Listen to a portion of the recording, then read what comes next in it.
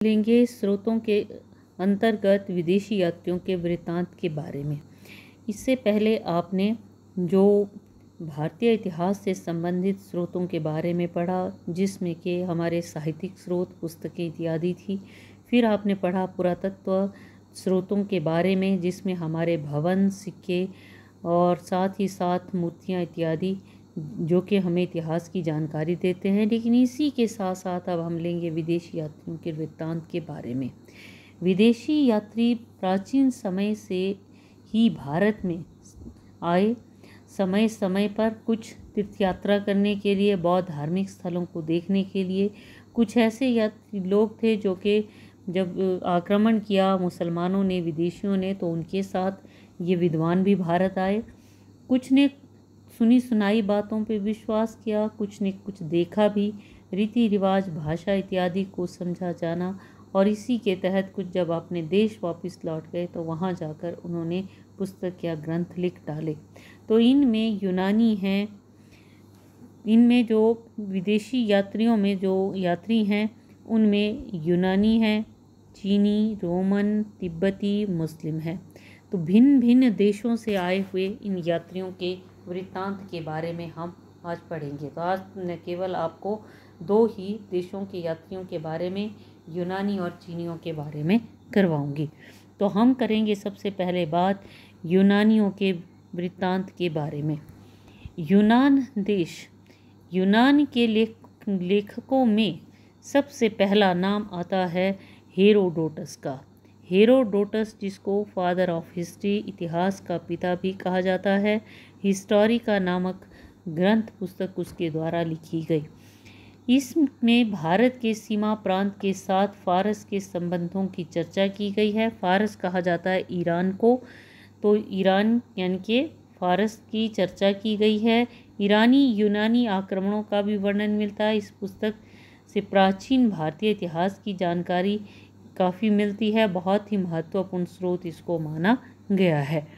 दूसरा जो हमारे पास यूनानी लेखकों में दूसरा लेखक आता है मेगस्थनीज के बारे में।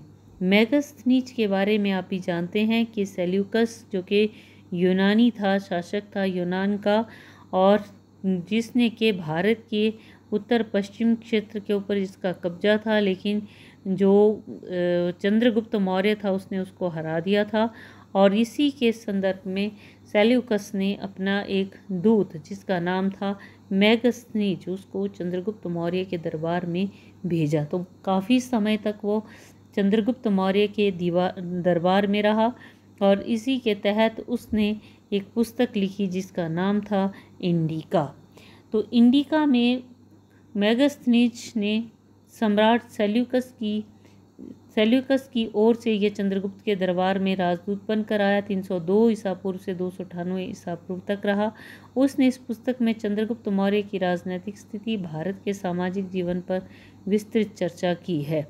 लेकिन दुर्भाग्य की बात है कि आज इस पुस्तक की जो मूल प्रतिलिपि है वो खो चुकी है। इसके कुछ अंश जो हैं हमें एरियन, जस्टिन जैसे यूनानी इतिहासकारों की पुस्तकों में मिलते हैं। इसके अतिरिक्त अरिस्टोबुलस, नियाकर्स, ओनिसक्रेटिस, यूनेनीस तथा एरियन इत्यादि ये अन्य जो थे ये भी लेखक हुए। इसके साथ साथ जो कि हमें प्राचीन समय के भारत की जानकारी उपलब्ध करवाते हैं। भारत में एक अज्ञात लेखक के प्रसिद्ध ग्रंथ जिसका नाम है पेरिप्लस में भारत के बंदरगाहों और प्राकृतिक स्थानों तथा व्यापार का वर्णन मिलता है। एक और यूनानी दूत जिसका नाम था डिमैक्स बिंदुसार, जो कि अशोक का पिता, चंद्रगुप्त मौर्य का बेटा था, उसके दरबार में रहा। ये भारत की राजनैतिक और सामाजिक अवस्था के बारे में लिखा। एक और हुआ टॉलेमी ने जो है भारत के भूगोल के ऊपर उसने प्रकाश डाला है, भूगोल पर पुस्तक लिखी जिसमें भारत के भूगोल का वर्णन है। इसके अतिरिक्त डायोडोरस, ये एक और विद्वान, डायोडोरस के अतिरिक्त पेट्रोक्लिस, यूनानी लेखकों ने भी अपनी पुस्तकों में भारतीय इतिहास की चर्चा की है। यद्यपि यूनानियों के लेख अधिकतर सुनी सुनाई बातों पर आधारित है और ये ज़्यादा विश्वसनीय भी नहीं लगते हैं, फिर भी भारतीय इतिहास के उस रिक्त स्थान को भरने में हमारी मदद करते हैं जहाँ लिखित और प्रामाणिक जो स्रोत हैं हमारे पास उपलब्ध नहीं है। इसके अतिरिक्त एरियन और जस्टिन इत्यादि के अतिरिक्त प्लूटार्क और स्ट्राबो इत्यादि ये भी अन्य विद्वान जो हैं हुए हैं, अन्य जो लेखक हैं यूनान के हुए हैं। दूसरा लेंगे हम चीनियों के वृत्तांत। हम चीनियों के बारे में भी हमें पता है कि चीन से भी समय समय पर बौद्ध धार्मिक स्थलों को देखने के लिए जो यात्री थे वो भारत में आए। उन्हीं में कुछ नाम लिए जाते हैं, जैसे कि फाहियान है, हुनसांग है, इत्सिंग है। तो पहला जो यात्री भारत आया उसका नाम था फाहियान। तो फाहियान जो है ये भारत आया चंद्रगुप्त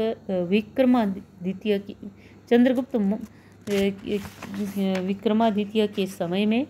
लेकिन क्या है कि ये 405 से लेकर 411 ईस्वी तक भारत रहा। आया तो गुप्त काल में, लेकिन इसने वर्णन जो है वो मौर्य काल का भी किया है। इसने एक पुस्तक लिखी